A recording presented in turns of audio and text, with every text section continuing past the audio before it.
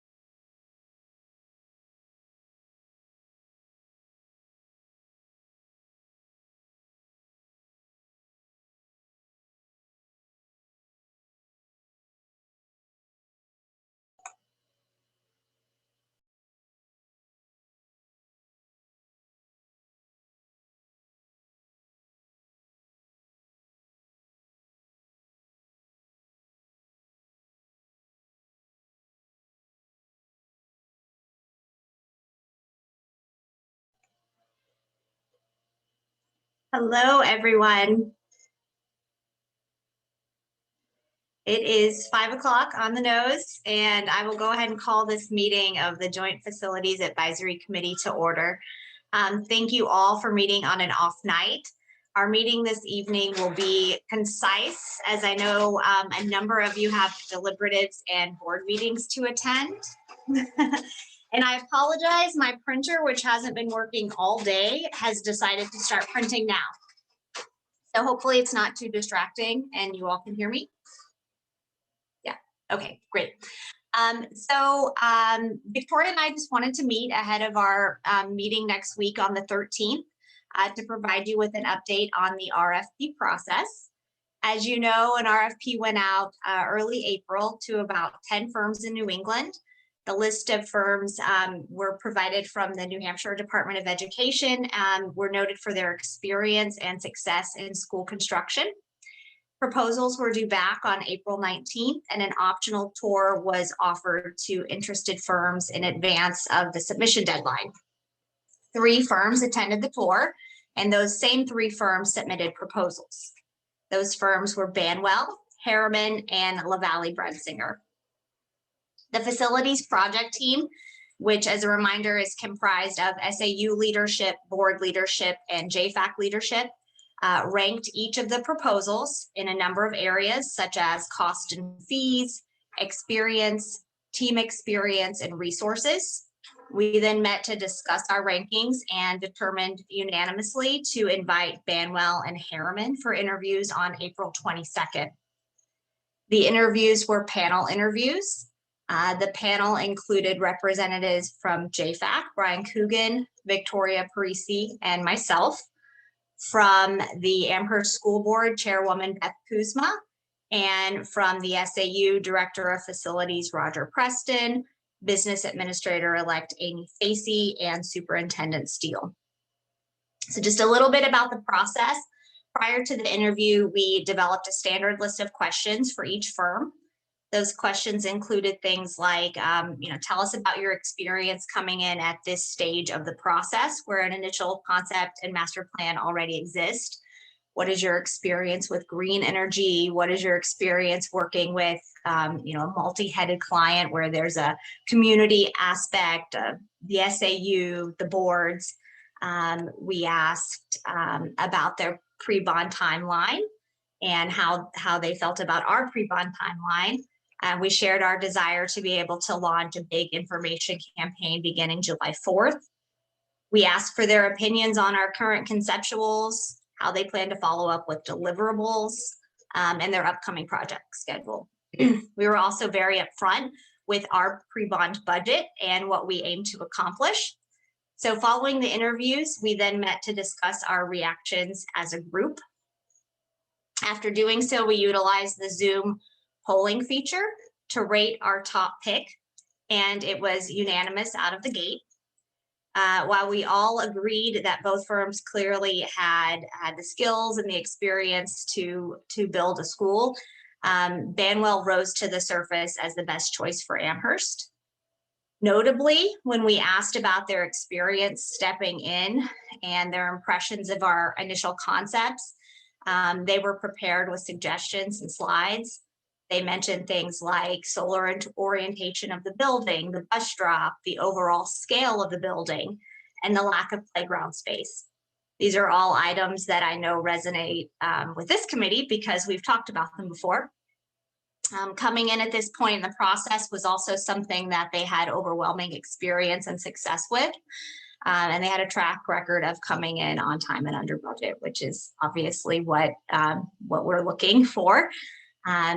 But what really struck me, and I'll ask Brian and Victoria and Amy and Adam to chime in with some of their reflections as well, was just their ability to very clearly and plainly articulate the importance of striking that balance between finding the best educational solution at the right price for our community. And that was a theme throughout their proposal and throughout the interview process.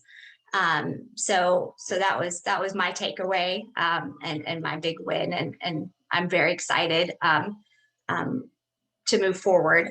Brian and Victoria, is there anything that you would like to share?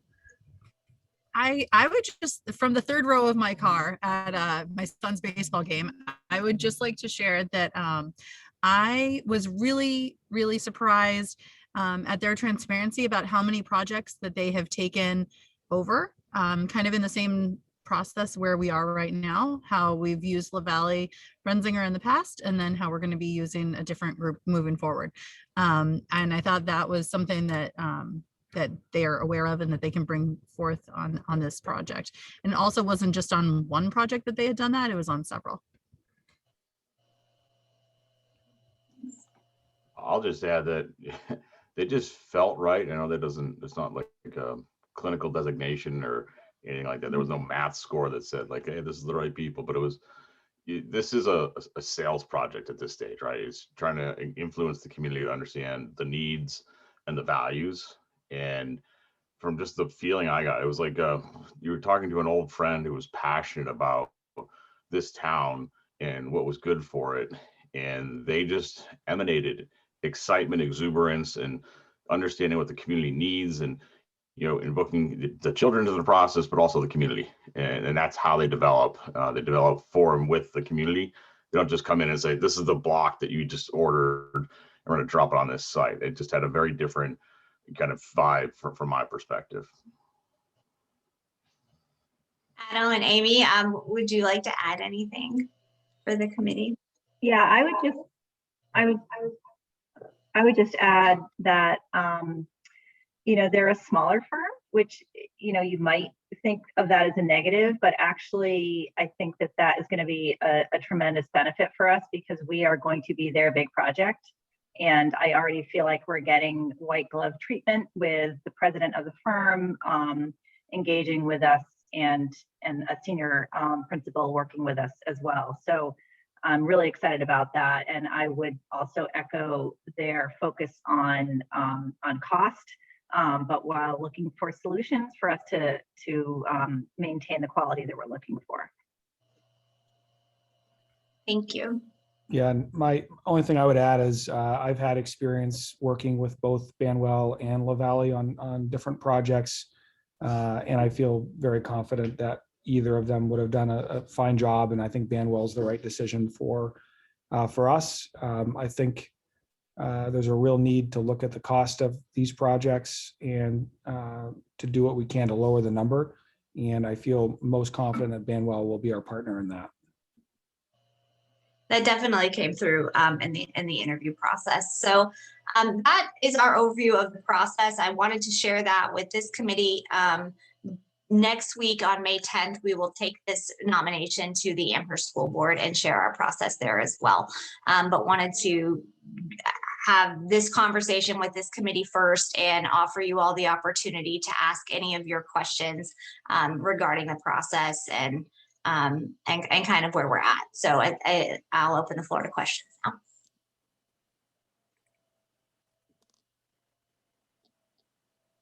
So I have one, Shannon. I don't know if you can see all the hands up there on the screen, but I don't. Thank you, Tom. does I just put it up. It wasn't up there for a long time. Okay, Is I this see it something now. that There we go. Is this a recommendation to the board, or is this a decision that's been made? How does it, I assume it's a recommendation to the board, correct? Correct. Yep. The decision lies with the board, and so this is our recommendation. I mean, obviously I should know this, but it's, let's just get out there. I didn't. So I'm not ashamed to admit it. So. There's no such thing as a stupid question, right? Oh, yes, there are, but that's all right. This might have been one, but I don't care. I don't think so. Nope. Yep. No. So this would be the recommendation that we would like to bring forward on behalf of this group to the board. So obviously, before we take this forward, we felt it was important to come to this group and share our process and what we went through with you all,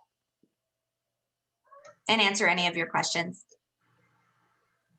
And just a quick Ellen. follow-up to that. I'm sorry, Ellen, I'll follow up after. It's fine. No, go ahead, Tom. That's fine. Yeah, in terms of the application that we submitted to the USDA, does this have any, or do we have any more supplemental information we have to put in with this decision, or if it gets approved on Monday, does that have to impact anything that we have with the USDA application thus far?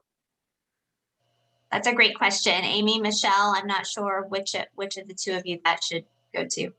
I'm sure either could answer.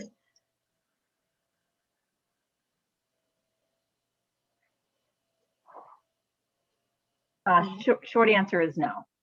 Okay. You know, we've only submitted the skeletal application, so we're not that far into the process yet.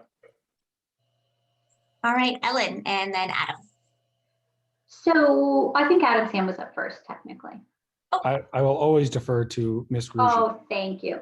So when you bring this to the Amherst School Board, will there be any numbers involved, or are we still waiting for that part of the process? I should not have deferred to Ms. Gruzian. So what I was going to share was I am in the process of negotiations with Banwell. What they proposed as their numbers they were not the highest and they were not the lowest, but were nonetheless attempting to get their number to be closer to the lower number that was submitted. So I'm in that process right now. We also have a contract that we're working on, an architecture contract for a school building. There is no more complicated contract that we deal with in schools.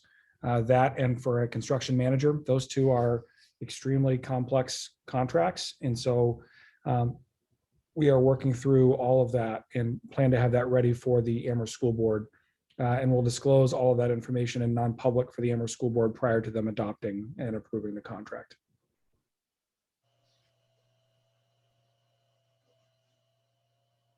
Tom, your hand is still up. Is that? No, it's a new question. I thought of another Okay, one, and this may be great. more of a down the road question, or it might have even been an interview question with them. But I've been hearing that, and it was just listening to different podcasts. People that are building houses, bad contractors aren't buying enough supplies up front, so their construction costs, as the cost of materials are going up. When a school is built like this, is the protocol to buy all of the necessary materials ahead of time, or do they buy it in stages? And is there a way that we can have them do whatever's going to be the most cost efficient? So even if they buy stuff now, knowing that we're not going to need it for a year, but at least they have it and they've locked in that price. Adam, I see your hand. Do you want to take that? Sure. So the short answer is, well, there is no short answer, so I'm not going to say that.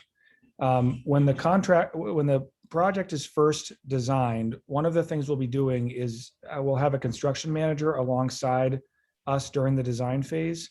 And a major portion of the entire project is figuring out the phasing, how we're going to phase not only what we do at Wilkins and at AMS, but how we phase the construction itself. And so what is one strategy is for long lead items like structural steel, to order that as soon as possible.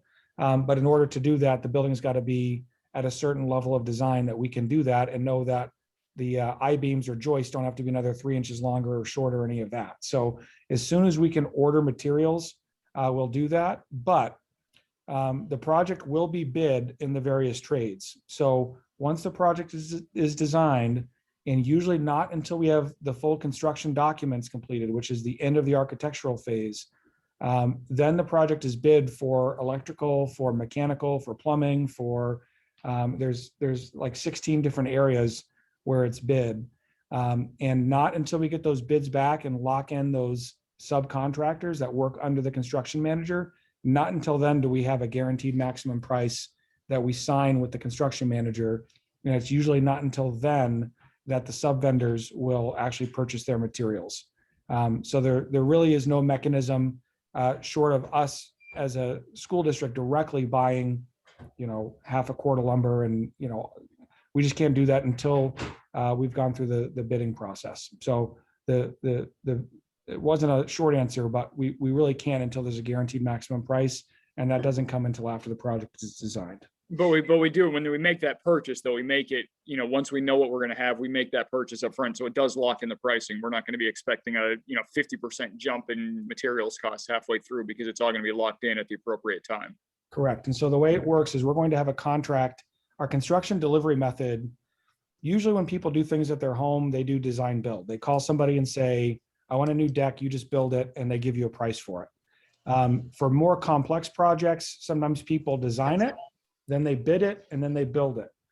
We're doing something somewhat different, which is called a construction manager at risk, which means you have a construction manager who's on board with us during the design phase. So we have an idea of cost while we're designing.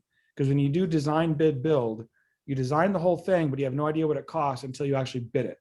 And another school project I know of very well, when they did design, bid, build, and their bids came back $13 million above what they had approved from their voters for their budget, they had no choice but to redesign the project, repay a new architect to design the whole school over again, and then re-go out to bid. And so we're doing construction manager at risk, where they're part of the design process, providing us cost information along the way based on their estimates. But then once we get bids back, they sign a guaranteed maximum price contract, meaning if there's a price issue, it's on them, not us. So what they do is they do buy materials right away, because they know if materials go way up, they're the ones on the hook, not us. Now, if we find an Indian burial ground or asbestos, or, there is still risk that exists for us as the school system, but those are all spelled out in the contract about what's our risk and what's theirs. Thank you. Okay, Jeannie, I see your hand is up. Yes, thanks. I know that Beth Kuzma spent a lot of time learning more about Allenstown's efforts to get some state building aid. And I just didn't know if a part of this process was going to be to pursue that vigorously if we could. Absolutely. Yeah, I'm glad you asked that question. She did, and she has shared a lot of that information with the project team. And at our meeting next week on May 13th, Amy will have updates for us regarding some of the work that she's doing there. I know she had I don't know if you've had that meeting yet or not, Amy, but you had an upcoming meeting regarding state aid. Is that?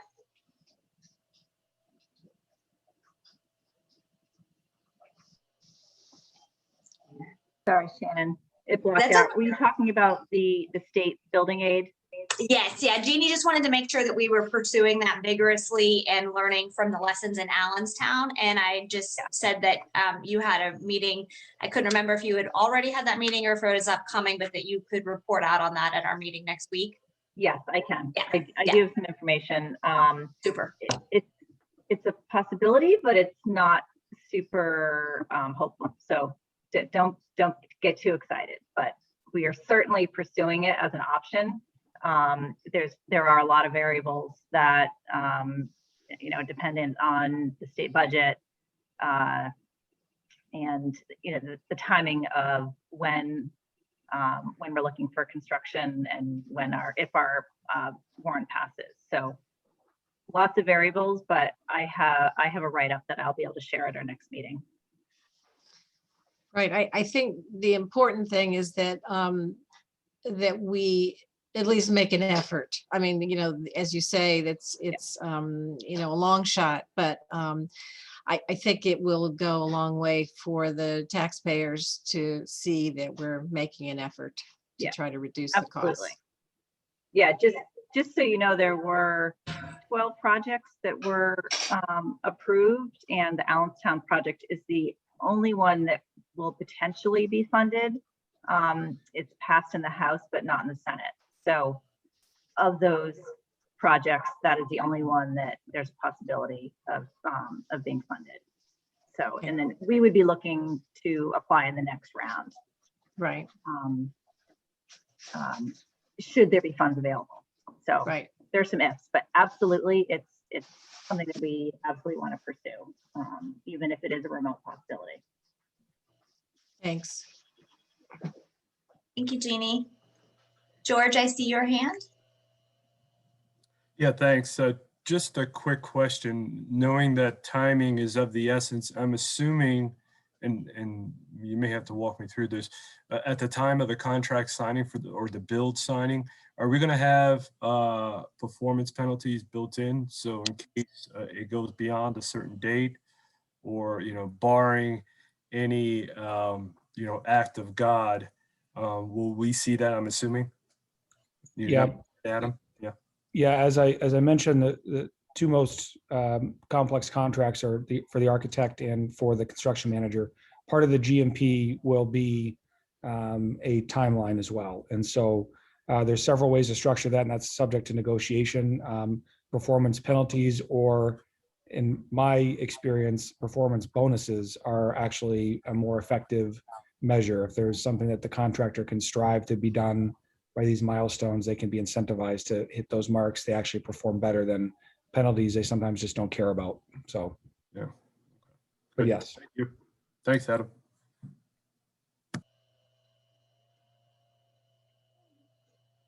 Great. Anyone else?